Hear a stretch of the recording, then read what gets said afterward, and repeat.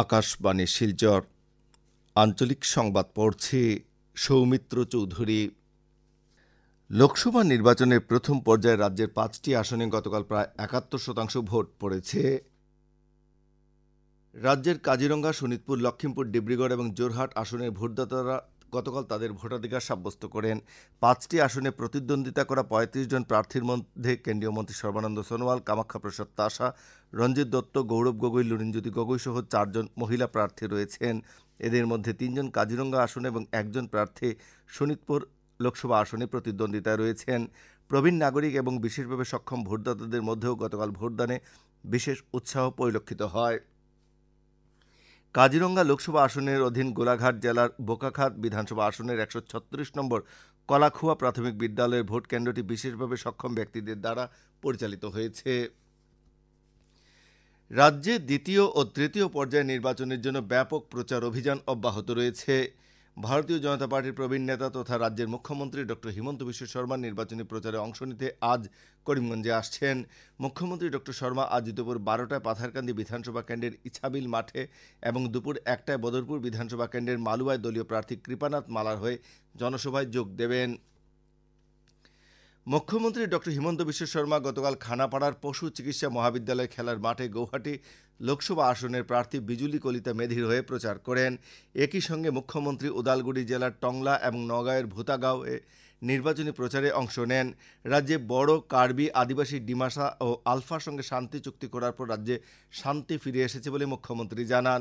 আসামে কেবল উন্নয়ন ও বিকাশের পরিবেশ গড়ে উঠেছে বলে উল্লেখ করে মুখ্যমন্ত্রী ডক্টর শর্মা বিজেপি সরকারের বিভিন্ন সাফল্যের খতিয়ান তুলে ধরেন।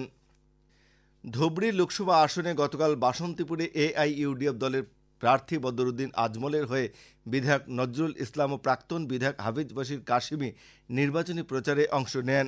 অন্যদিকে বদরুদ্দিন আজমল লোকসভা আসনের এআইইউডিএফ দলের প্রার্থী আমিনুল ইসলামের হয়ে ধিঙে প্রচার করেন।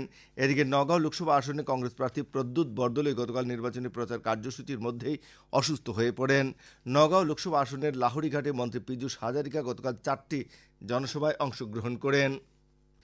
শিলচর লোকসভা আসনে এসইউসিআই কমিউনিস্ট দলের প্রার্থী প্রভাষচন্দ্র সরকারের সমর্থনে গতকাল শিলচরে ক্ষুদিরাম মূর্তির পাদদেশে আয়োজিত নির্বাচনী জনসভায় দলের কেন্দ্রীয় কমিটির সদস্য চন্দ্রলেখা দাস বক্তব্য রাখেন।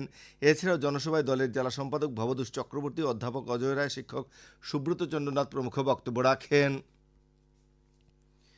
করিমগঞ্জের জেলা নির্বাচনী আধিকারিক জেলায় আগামী ২৬শে এপ্রিল লোকসভা নির্বাচন উপলক্ষে ভোট কর্মী ও নিরাপত্তা কর্মীদের সুবিধার কথা বিবেচনা করে ভোট কেন্দ্রগুলিতে পেইড ক্যান্টিন সচল রাখার নির্দেশ দিয়েছেন। জেলা আয়ুক্ত বিদ্যালয় শিক্ষা আধিকারিক ও শিক্ষা প্রতিষ্ঠানের প্রধানদের নিজ শিক্ষা প্রতিষ্ঠান বা ভোট কেন্দ্রে কর্তব্যরত সব ভোট কর্মী ও নিরাপত্তা কর্মীদের জন্য নগদ অর্থের বিনিময়ে উপযুক্ত আহারের ব্যবস্থা রাখতে নির্দেশ দিয়েছেন। কাছাড়ের জেলা আয়ুক্ত রোহন কুমার ঝা এক বিজ্ঞপ্তিতে আগামী ২৬শে এপ্রিল লোকসভা নির্বাচনের দ্বিতীয় পর্যায়ের দিন এনআই অ্যাক্টের অধীনে কাছাড় জেলার সব সরকারি বেসরকারি কার্যালয়, শিক্ষা প্রতিষ্ঠান, ব্যবসা বাণিজ্যিক প্রতিষ্ঠান, ব্যাংক, চা বাগান, কলকারখানা বন্ধ রাখার কথা ঘোষণা করেছেন। এই সবেতন ছুটি কাছাড় জেলায় পঞ্জীকৃত সব ভোটদাতাদের ক্ষেত্রে প্রযোজ্য হবে। কাছাড়ের অতিরিক্ত জেলা আয়ুক্ত যুবরাজ বরঠাকুর জানিয়েছেন যে নির্বাচন সংক্রান্ত সামগ্রীর বন্টন ও গ্রহণ প্রক্রিয়া সুষ্ঠুভাবে সম্পন্ন করতে আগামীকাল শিলচরের দীননাথ নবকিশোর বালিকা বিদ্যালয়ে একদিনের প্রশিক্ষণ কর্মশালা অনুষ্ঠিত হবে। প্রশিক্ষণ কর্মশালাটি সকাল 10টায় শুরু হবে। করিমগঞ্জের খাদ্য ও সরবরাহ বিভাগের পক্ষ থেকে এক বিজ্ঞপ্তিতে জানানো হয়েছে যে জেলায় এপ্রিল, মে ও জুন মাসের খাদ্য সুরক্ষা যোজনা কার্ডধারীদের জন্য কেরোসিন বরাদ্দ করা হয়েছে। বিজ্ঞপ্তিতে এই কেরোসিন শহর ও গ্রামাঞ্চলে কার্ড পিছু প্রতি মাসে ৯০০ মিলিলিটার করে বন্টন করতে নির্দেশ দেওয়া হয়েছে। অসম বিদ্যুৎ বিতরণ কোম্পানির পক্ষ থেকে এক বিজ্ঞপ্তিতে জানানো হয়েছে যে শিলচর পৌর এলাকায় আজ ও আগামীকাল HTLT service wire road crossing লাইনগুলিকে নিরাপত্তার কারণে উন্নীত করা হবে। এজন্য আজ ও আগামীকাল শিলচর পৌর এলাকার বিভিন্ন অঞ্চলে বিদ্যুৎ সরবরাহ পরিষেবায় বিঘ্ন ঘটবে বলে জানানো হয়েছে। আঞ্চলিক সংবাদ এখনকার মতো শেষ হলো। পরবর্তী আঞ্চলিক সংবাদ রাত ৭টা ৪৫ মিনিটে।